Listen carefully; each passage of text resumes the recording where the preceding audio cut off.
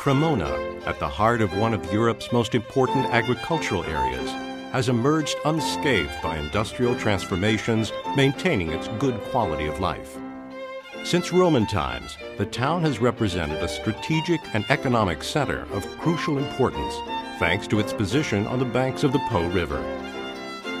The fame of Cremona as a town of music and arts has spread all over the world, thanks to violin making, of which Cremona has always been the undisputed capital. The antique instruments made by the Amati, Stradivarius, and Guarneri del Gesù families are the greatest proof that the town can offer visitors of Cremona's violin-making tradition. The members of these three families who gave birth to classical violin making are Andrea Amati, Antonio Amati, Girolamo Amati, Niccolò Amati, Girolamo II Amati, Andrea Guarneri, Pietro Guarneri di Mantova, Giuseppe Guarneri, Pietro Guarneri II di Venezia, Giuseppe Guarneri del Gesù, Antonio Stradivarius, Francesco Stradivari, Omobono Stradivari. In September 2013, the new Museo del Violino, dedicated to Antonio Stradivari, opens in a completed restored historic palace in Cremona. The museum recounts 5 centuries of violin making in Cremona. In this gallery, the origins of violin making are investigated through historical and iconographic documents and copies of antique instruments. You can step inside a violin maker's workshop and see the materials, woods, and construction techniques. A multimedia space illustrates how a violin comes to life, offers acoustic experiences, and follows the lives of the town's most famous violin-making families, preparing the visitor for the treasure chest housing the most important violins made by Stradivari, the Amatis, and the Guarneris. These include the Charles IX, a decorated violin made in the middle of the 16th century by Andrea Amati for the French court, and one of the world's oldest existing violins.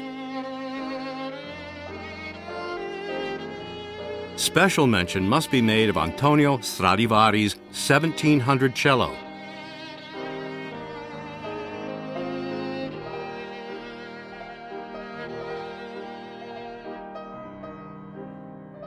And the Guarneri del Gesù 1734 violin, both given to the Museo del Violino by the foundation established by Walter Stauffer, a philanthropist of Swiss origin, but Cremonese by adoption. The last display is Antonio Stradivari's Cremonese 1715 violin, a magnificent example of the great master's production during his golden period. Acquired by the town in 1961, it immediately became its undisputed ambassador.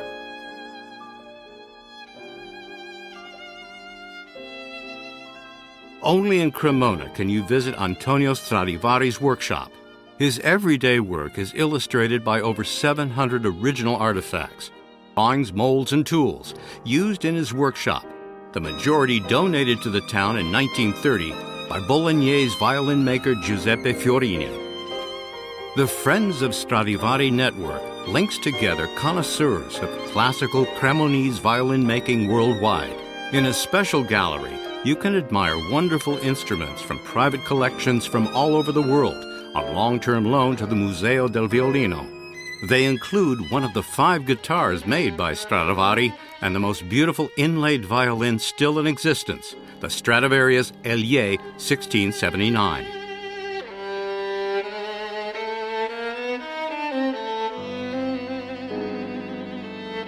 Between the 19th and 20th centuries, the classical Cremonese school was directly continued by many Italian violin makers, whose important work is presented in this dedicated gallery. Today's violin makers are the heirs of the great masters of the past. Since 1976, the best instrument makers in the world have been competing in Cremona's Triennale International Competition, considered the Olympics of violin making. The permanent contemporary collection displays gold medal-winning violins, violas, cellos, and double basses from all 13 editions. At the end of the visit, a multifunctional hall welcomes the visitor. Surrounded by portraits of Cremona's violin makers, you can relax and reflect here before leaving the museum. The Giovanni Arvedi Auditorium is a true sculpture in wood, echoing a violin's graceful forms, located within a space whose proportions are designed to obtain perfect acoustics. The stage in the center of the auditorium allows for an intimate relationship between the musicians and the almost 500 audience members. The overall warm, enveloping effect, enhanced by the colors, offers them a truly unique listening experience.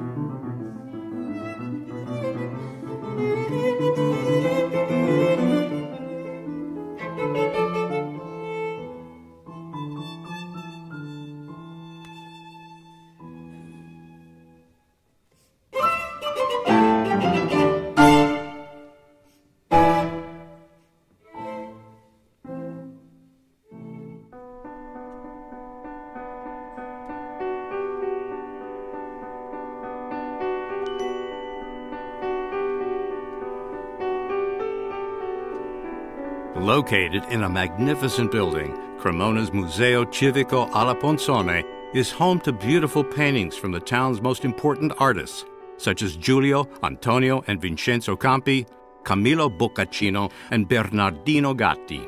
In the hall dedicated to the demolished church of San Domenico, the burial place of many important persons, among which Antonio Stradivari, one can admire paintings of Cerano, Giuseppe Nuvolone, and the splendid wooden angel carved by Giulio Cesare Procaccini. The museum itinerary continues with two extremely important paintings, St. Francis Meditation by Caravaggio and The Greengrocer by Giuseppe Arcimboldo.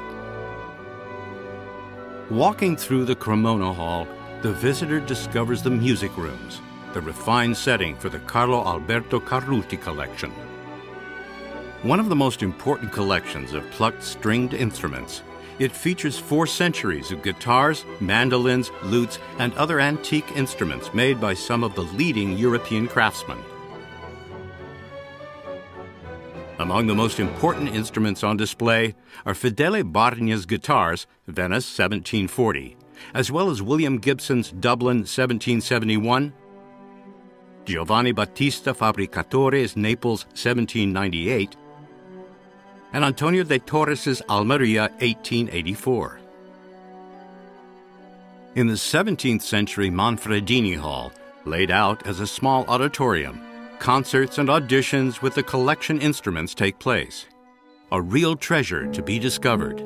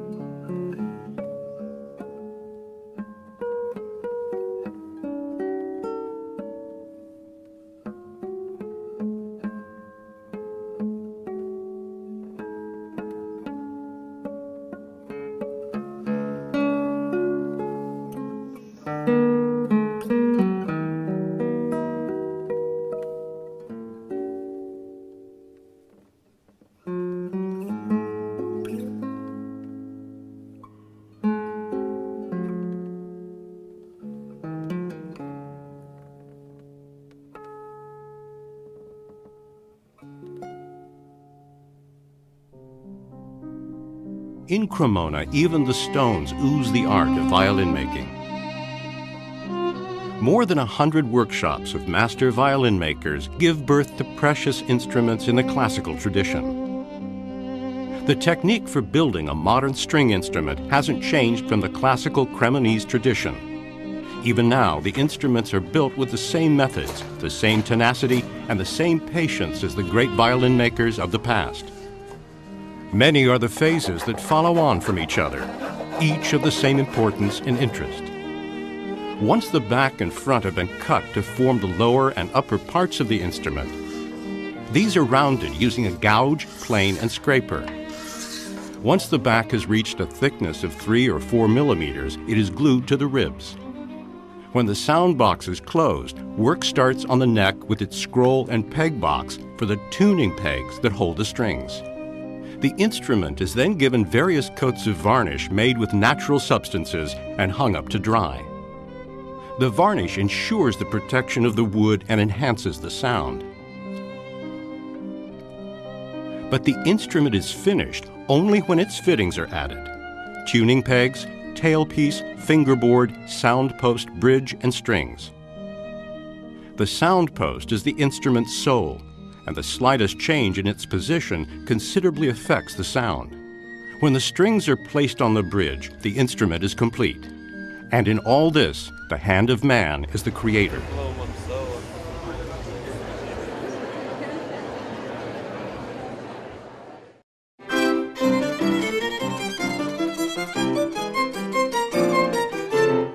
The fact that even now, as in the past, great musicians play on a Stradivari or Guarneri del Gesù instrument confirms the excellence of these extraordinary violin makers.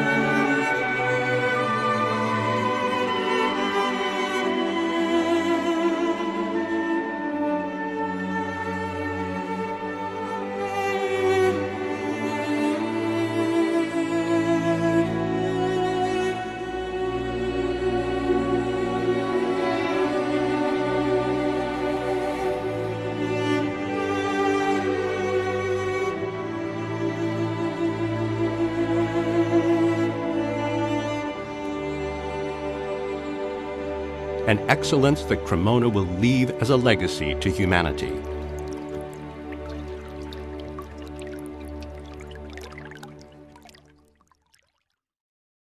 On the 5th of December 2012, UNESCO includes traditional violin craftsmanship in Cremona in the representative list of the intangible cultural heritage of humanity.